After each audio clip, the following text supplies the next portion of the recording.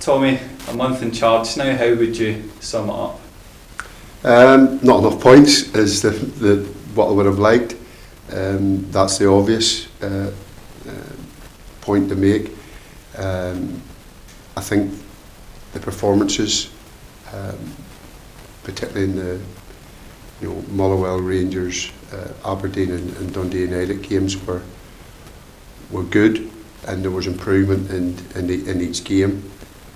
We looked difficult to beat, but the performance on Saturday, where we give away cheap goals, where those previous 4 games we didn't look as if we were going to give away cheap goals or many goals, has caused us to lose a game where we thought we could go up there and win, and started it well. But the quality that I've seen in training, the quality that I've seen in the progression that we've seen, Saturday obviously is a setback, but we have to bounce back from it. There's no feeling sorry for ourselves. We've got ourselves in this position. I take my responsibility in the 5 games that we've been here, but the players realise that they've got to do better in the 90-minute games, and I'd almost wish for a poor week's training and a win on a Saturday, because the quality, what I've seen in training, it's quite obvious the squad shouldn't be in the position they are in, but the harsh reality is we're in this position and we've got to fight with everything we've got to get out of it. And the good thing is, even though we probably need results to go our way a little bit, we've enough points to turn it around, and I'd still believe that we can do that.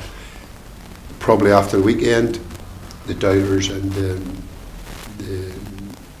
people that want to have a go at us, having a field day, and we've got to take that in the chin and prove people wrong, because I'm sure now people are starting to think that we are maybe the ones that are going to fall through the trap door, but I'm determined that that's not going to happen. Yeah, do you sense, and from what you've seen, that there is that determination and fight in this group to get out of the situation that we're in? I see it, in terms of the quality. The thing and it's always the teams at the bottom. A lot of games in this league are won by the teams that make the fewest mistakes, and that a perfect example is Saturday. I mean, we have gifted Ross County 3 goals. They would argue that they could have done better than our goal, but they made fewer mistakes than us. It wasn't as if they were better and creating more, and that's the element of the game that we've got to make sure we get. We're starting to now create more chances, score more goals, which is a positive, and that's why Saturday's a disappointment, because if you'd have said before the game you would score 2 goals away from home, I'd say, well, we're coming away with at least a point, and probably would have been really confident getting all 3. That didn't happen, and we've just got to learn from it and go on to the next game. Greg Kiltie was forced off with an injury on Saturday. Is there an update on his condition? Yeah, I mean, I thought it was a poor challenge. It was a blatant block on him. One of those challenges that can actually hurt people, and unfortunately, Greg, done his shoulder. At first, we thought, because he was in so much pain, that it was going to be really bad. Early estimate is 4 weeks, which is good when you consider after we play Motherwell on the 20th, we then don't have another game until the Scottish Cup game, which is two weeks later because of the international break. So he could possibly only miss 1 game. But possibly more likely it might be 2 games, and being a Scottish Cup game, if there was any doubt, we could probably not risk him in that and make sure he's fit for the league games, because he's been one of the the bright sparks, and he's certainly someone that can do something a little bit special in that last third of the pitch. You mentioned the schedule and how it's going to play out for the next couple of weeks. We don't have a game, of course, this weekend. What is going on around the club with that, and what are you guys kind of working on? We're working a little bit towards Motherwell, but the main focus on Motherwell will be next week. Players have been we've been getting a lot of work into the players. They'll work hard this week. We'll probably cover more distances than what we would in a normal working week.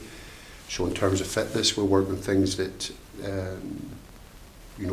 particularly at the top end of the pitch, because I have felt since we've come in we probably haven't been as positive at that end of the pitch, and it's almost encouraging players to take to not take that extra pass and have a shot or get a cross in. So we'll work on that.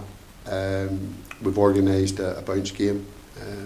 It's at Celtic on Saturday, where I'll play. Everybody will get 45 minutes because we've enough players in terms of everybody's fit.